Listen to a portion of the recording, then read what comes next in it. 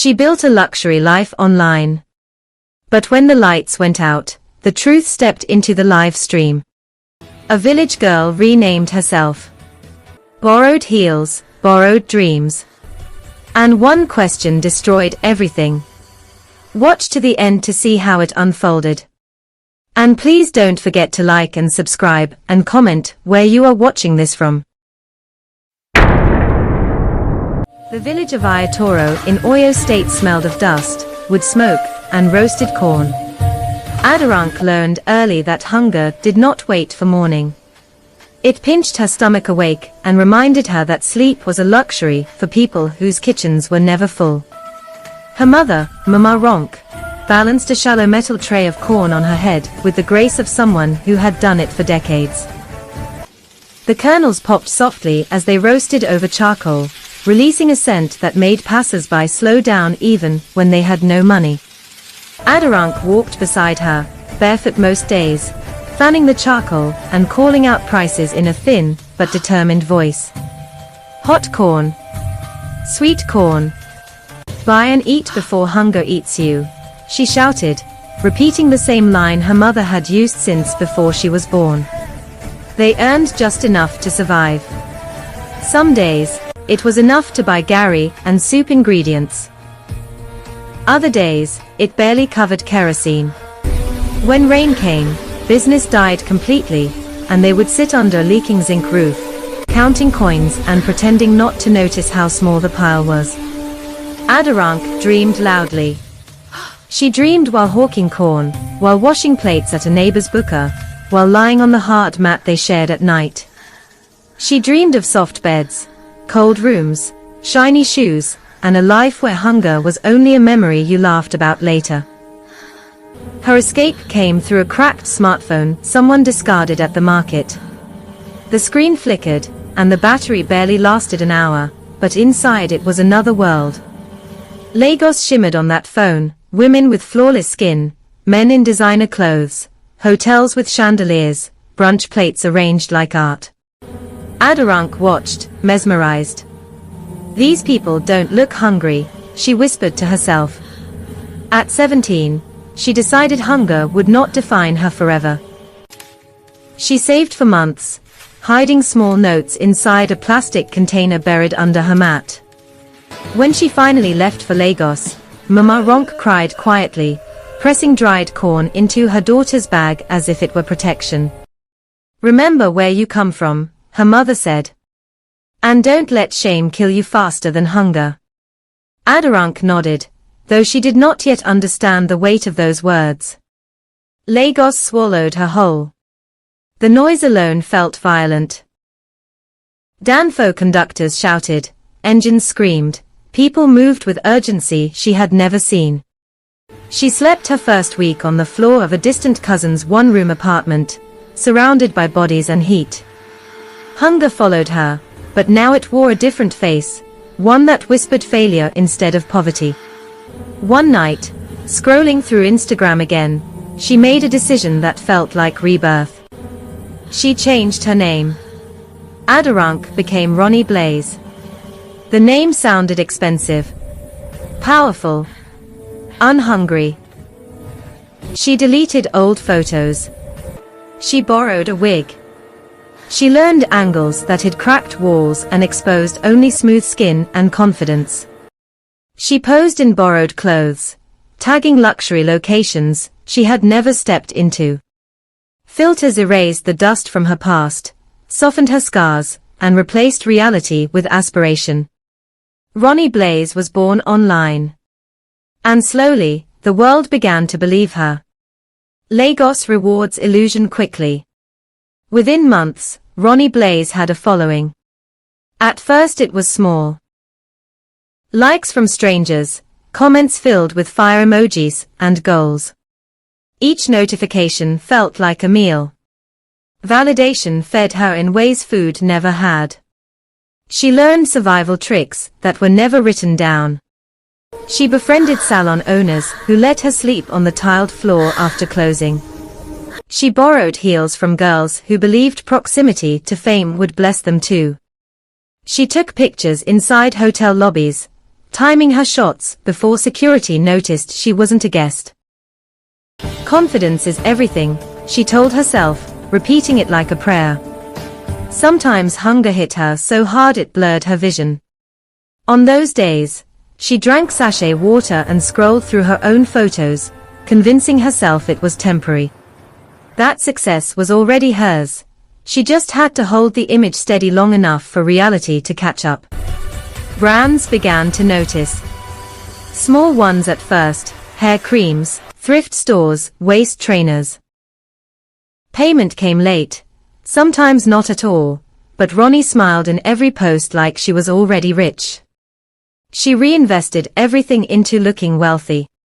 Better wigs. Better makeup. Better lies. When the first real money hit her account, she cried in a public toilet, her hands shaking as she stared at the alert.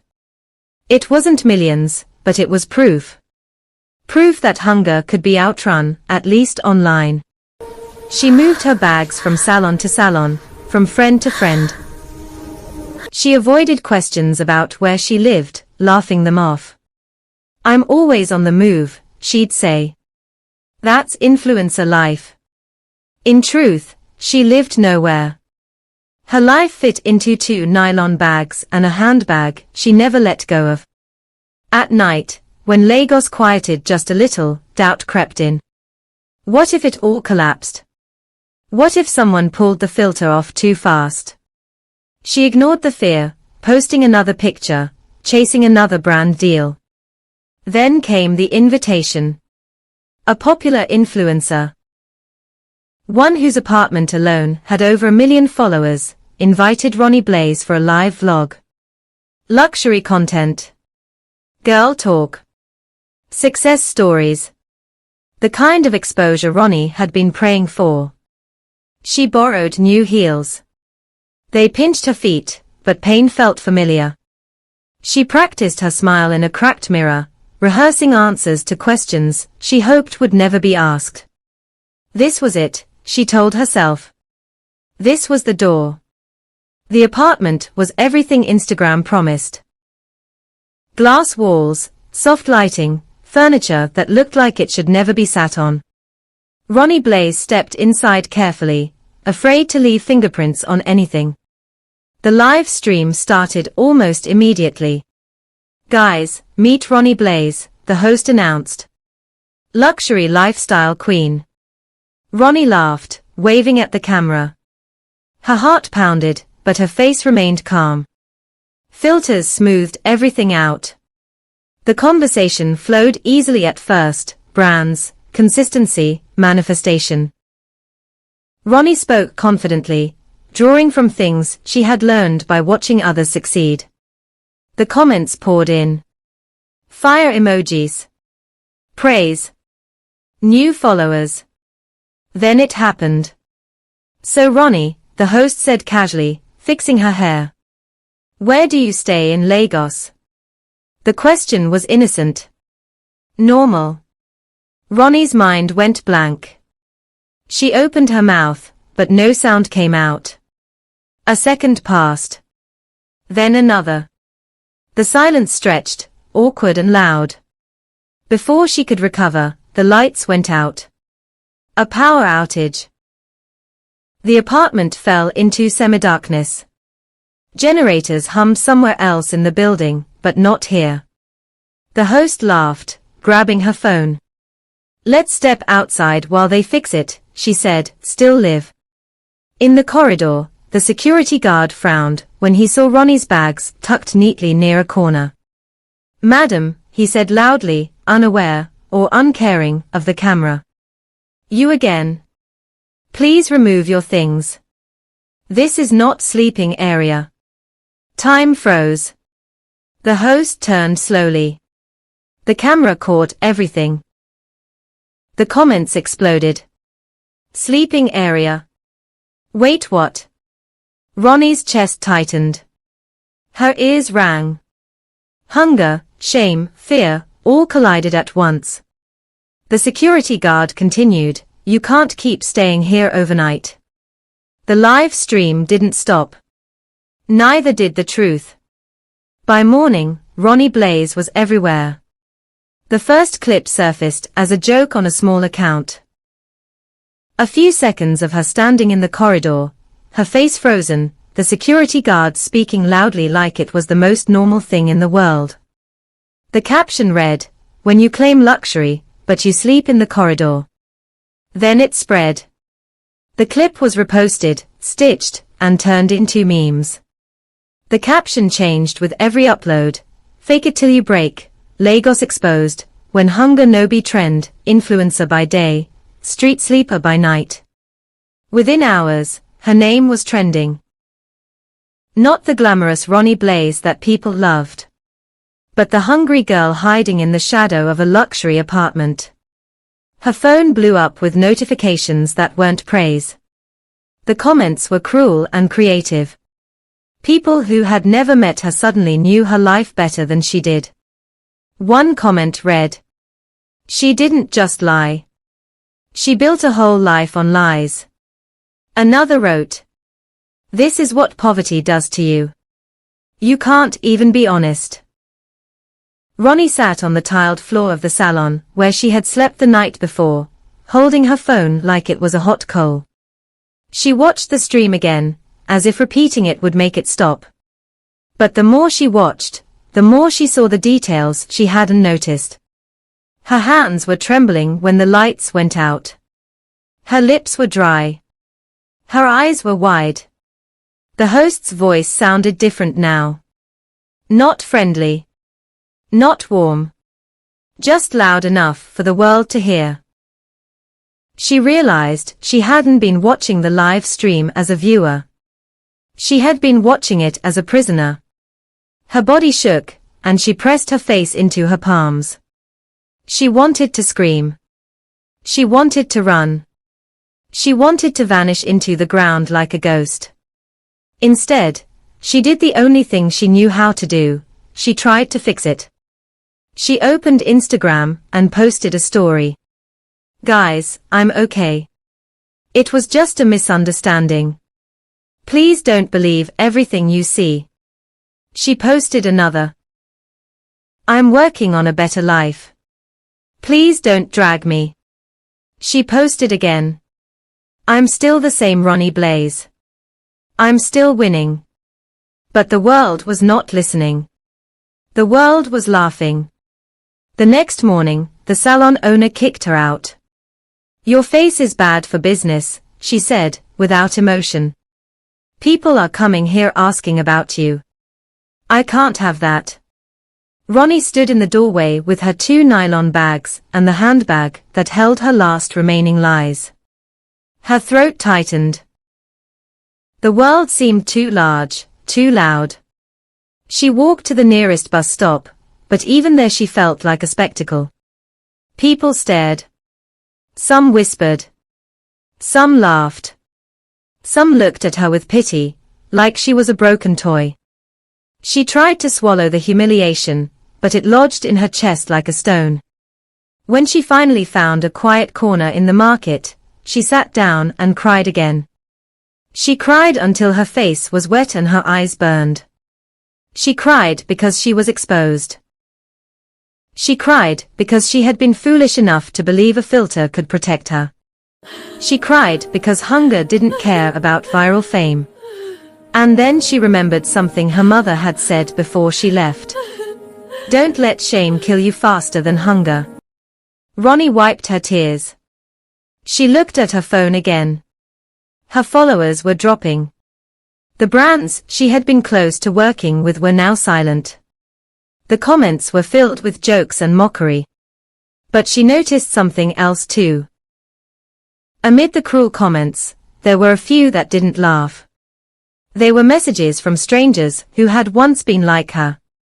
One message read, "I used to fake my life too. I'm still trying to get out. Don't give up." Another said, "I know how it feels to be hungry and proud at the same time." Roni stared at those messages until the words blurred. Her chest tightened with a strange feeling, something that wasn't shame. It was recognition. She wasn't the only one who had lied to survive. She wasn't the only one who had dressed up poverty in glitter. She wasn't the only one who had hoped a camera could replace a meal. For the first time since the live stream, she felt something like clarity. She took a deep breath and made a decision. She would not disappear. She would not let the world define her. She would show them the truth on her own terms. That night, she walked to a small internet cafe. The air was heavy with smoke and fried food. The room was loud with the sound of people laughing and playing games. She sat at a corner computer and opened her phone. She recorded a video. No filter. No makeup. No wigs. Just her face, tired and real. "I'm not proud of what happened," she said. Her voice shook at first. "But I'm not ashamed of it either." She paused, breathing hard. "I lied because I was hungry. I lied because I wanted a life I didn't have. I lied because I thought if I could look rich, maybe I could become rich." She swallowed. "But the truth is, I'm still hungry. And I'm tired. I'm tired of pretending." She looked directly into the camera. "I'm not asking for pity. I'm asking for understanding." She posted the video. Then she waited. The next hour felt like an eternity. The comments started to come in slowly, like drops of rain after a long drought. Some were cruel, but many were different this time. Some people praised her honesty. Some offered advice. Some offered help. A woman wrote, "If you need a place to sleep, come to my salon. I have space." Another wrote, "I can't pay you, but I can teach you how to build a real brand." A man wrote, "I used to sell akara. Now I own a small business. Don't give up." Roni read every message. Her heart began to soften. She felt something she hadn't felt in a long time. Hope. The next day, she returned to the salon where she used to sleep. She knocked on the door, expecting rejection. But the owner opened it and looked at her differently this time. "I saw your video," she said quietly. "If you want to work, I can give you a job. Not as an influencer. As a stylist assistant." Roni stared at her. "Why?" she asked. The owner sighed. "Because I was once like you. I used to fake my life too. I'm not saying it was right. But I understand why you did it." Roni felt tears well up again, but this time they were different. They weren't just shame. They were relief. She nodded slowly. Okay. The world had laughed at her. The world had mocked her. But the world had also opened a door. She wasn't rich. She wasn't famous. But she was alive. And for the first time, she felt like she could survive without pretending. The next time she posted, she didn't post a glamorous picture. She posted a photo of her working at the salon, her hands stained with hair dye, her face bare and honest.